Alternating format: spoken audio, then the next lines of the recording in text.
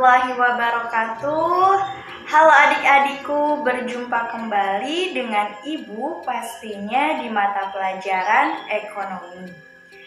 Nah, sebelum melaksanakan pembelajaran, marilah kita awali pembelajaran hari ini dengan berdoa terlebih dahulu. Berdoa dimulai. Berdoa selesai. Sebelum membahas materi hari ini, Ibu ingin bertanya, bagaimana nih kabarnya? Apakah semuanya dalam keadaan sehat? Ibu doakan semoga semuanya dalam keadaan sehat ya, dan pastikan jaga pola makan dengan baik dan ikuti protokol kesehatan dalam masa pandemi COVID-19. Nah, hari ini kita akan membahas materi tentang anggaran pendapatan dan belanja daerah atau yang biasa kita singkat dengan APBD. Sebelum membahas APBD, masih ada yang ingat di pertemuan kemarin kita membahas apa? Ada yang ingin mencoba menjawab? Ya benar, jadi di pertemuan kemarin kita telah membahas APBN atau Anggaran Pendapatan dan Belanja Negara. Lalu APBN itu apa sih? Coba kita ulangi ya, kita refresh kembali di pertemuan kemarin mengenai APBN. Jadi apa itu APBN?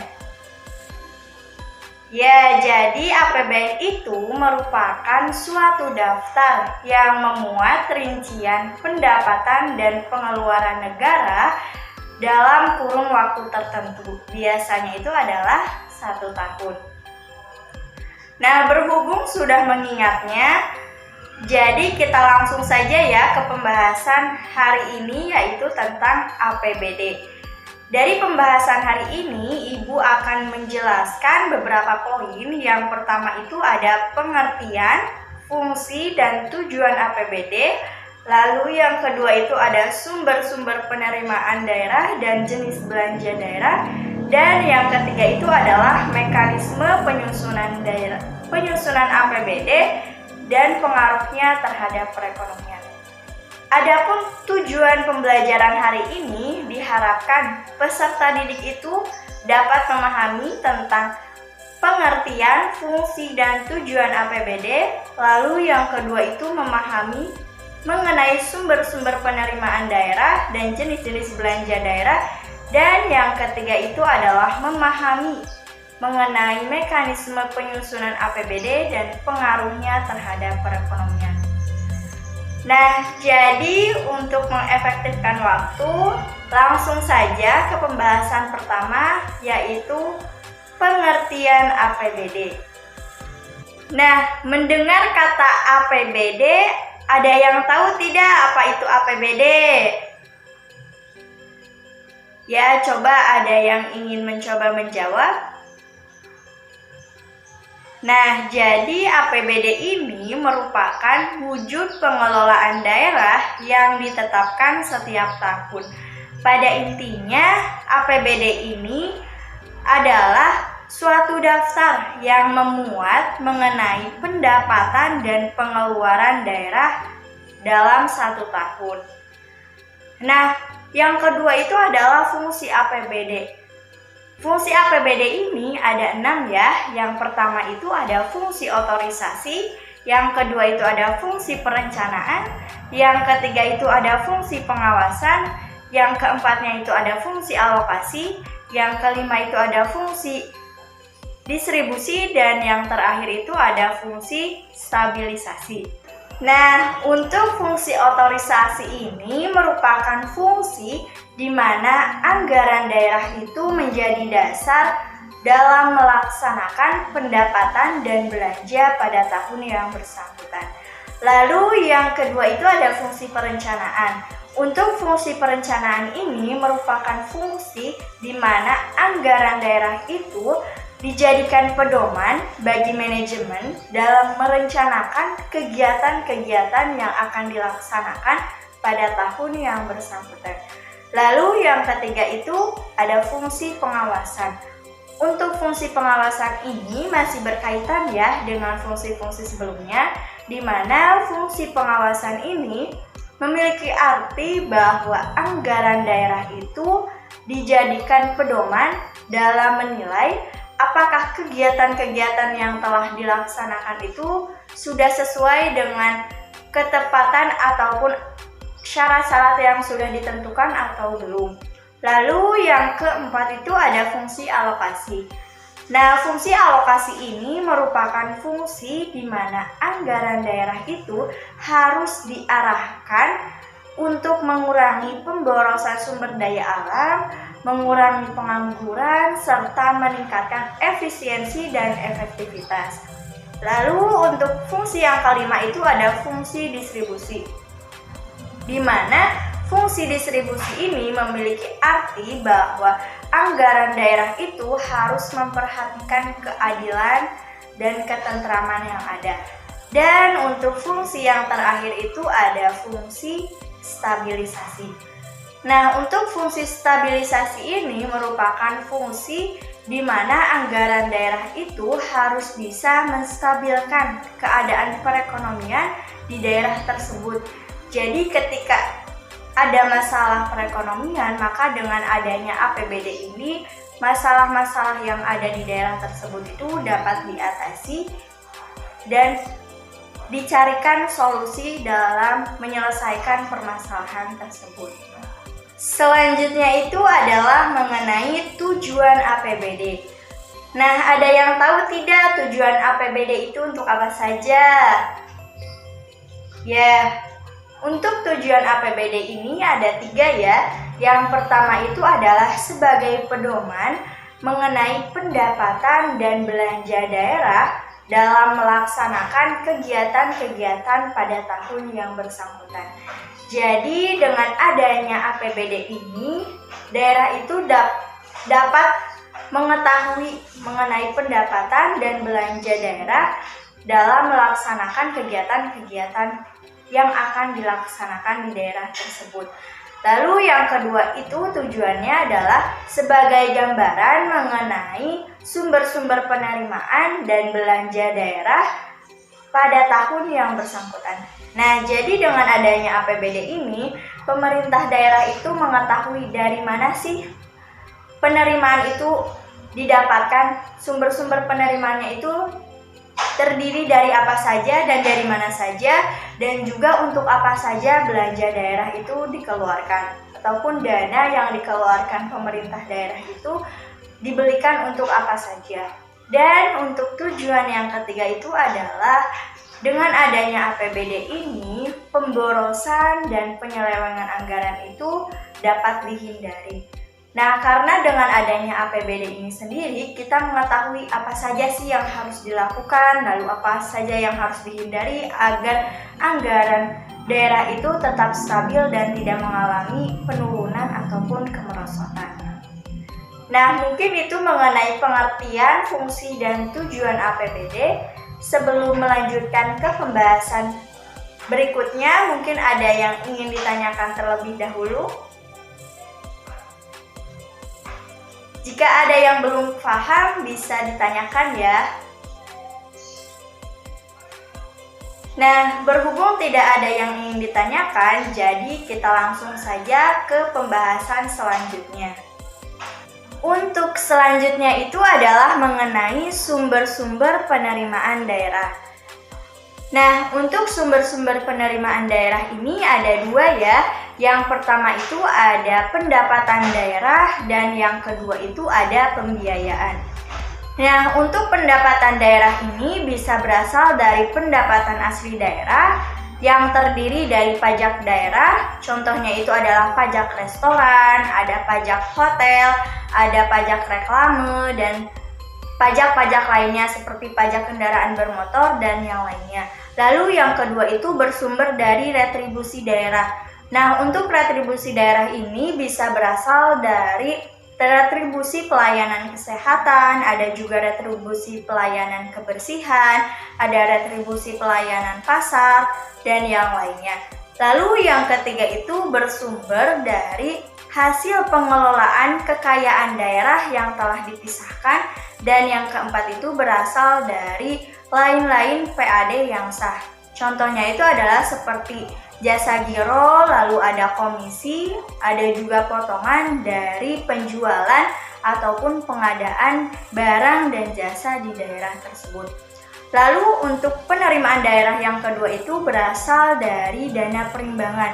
Nah, dana perimbangan ini ada dana bagi hasil yang bersumber dari pajak dan sumber daya alam.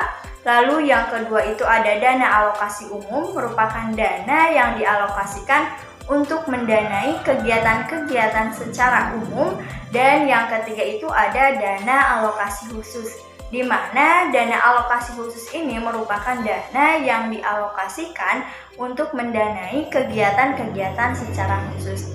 Lalu untuk yang kedua itu sumber penerimaannya itu ada pembiayaan. Nah, untuk pembiayaan ini bersumber dari sisa lebih perhitungan anggaran daerah. Lalu yang kedua itu bisa berasal dari penerimaan pinjaman daerah, ada juga dari dana cadangan daerah, dan yang terakhir itu bisa berasal dari hasil penjualan kekayaan daerah yang telah dipisahkan.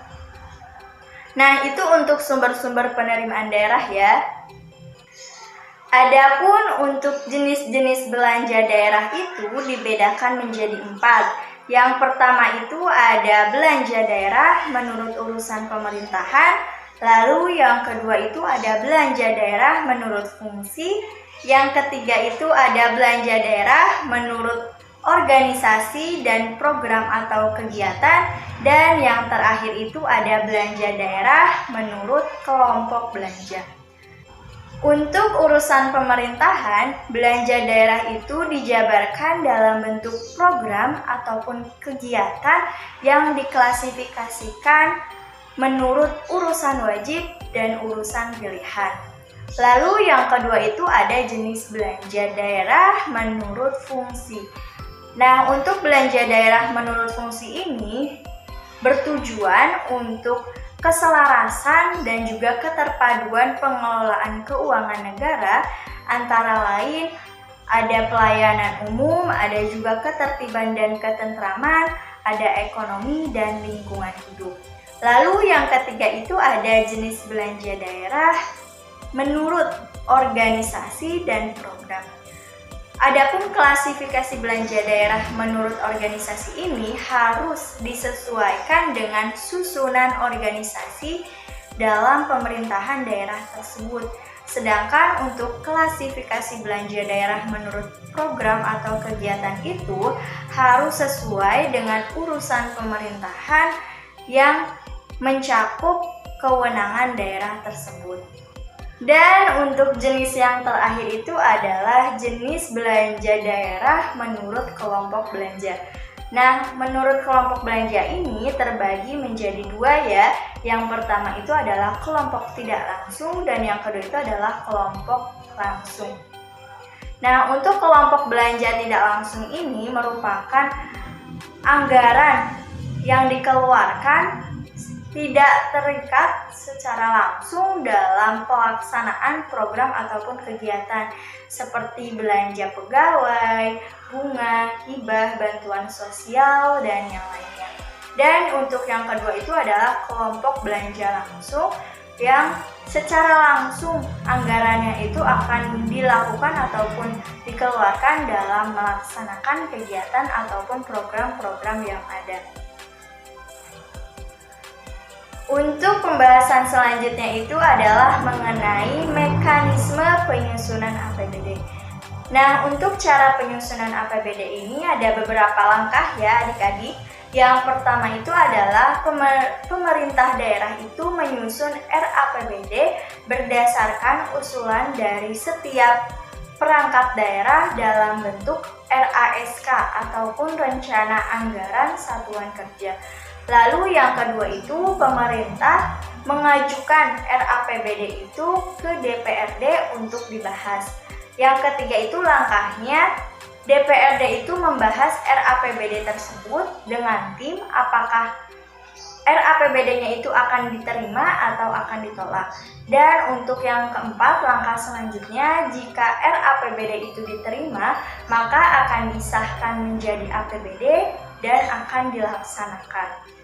Lalu untuk pembahasan terakhir, kita akan membahas mengenai pengaruh APBD terhadap perekonomian.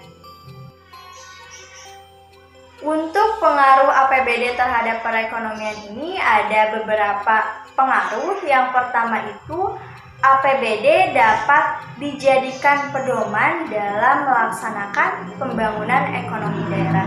Nah, jadi dengan adanya APBD yang jelas, maka pemerintah daerah itu akan lebih terarah dalam melaksanakan pembangunan nasional.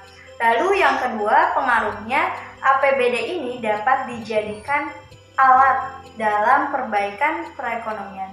Nah, ketika perekonomian di suatu daerah itu mengalami permasalahan, maka dengan adanya APBD ini dapat dijadikan alat untuk mengatasi permasalahan-permasalahan yang ada. Dan yang ketiga itu pengaruhnya APBD dapat mempengaruhi tingkat harga di daerah tersebut. Nah, dapat dicontohkan ketika tarif pajak naik, maka nantinya itu juga akan berpengaruh terhadap tingkat harga barang dan jasa. Dan yang keempat itu pengaruhnya APBD dapat mempengaruhi distribusi pendapatan ataupun pemerataan distribusi pendapatan. Dan yang terakhir itu APBD dapat mempengaruhi tingkat produktivitas perusahaan. Nah, jika pemerintah daerah itu menetapkan tata aturan yang terlalu rumit, maka akan berpengaruh terhadap tingkat produktivitas perusahaan tersebut. Nah, mungkin itu saja yang dapat Ibu sampaikan. Kurang lebihnya Ibu mohon maaf. Sebelum Ibu tutup materi ataupun pertemuan hari ini, ada yang ingin ditanyakan terlebih dahulu? Mungkin ada yang belum paham ataupun kurang paham mengenai materi APBD. Nah, berhubung tidak ada yang ingin ditanyakan, Ibu cukupkan sekian. Dan jangan lupa selalu semangat dalam proses pembelajaran dan jaga kesehatan ya. Jangan sampai sakit dan selalu ikuti protokol kesehatan dalam masa pandemi COVID-19 ini. Billahi taufiq wal hidayah. Wassalamualaikum warahmatullahi wabarakatuh.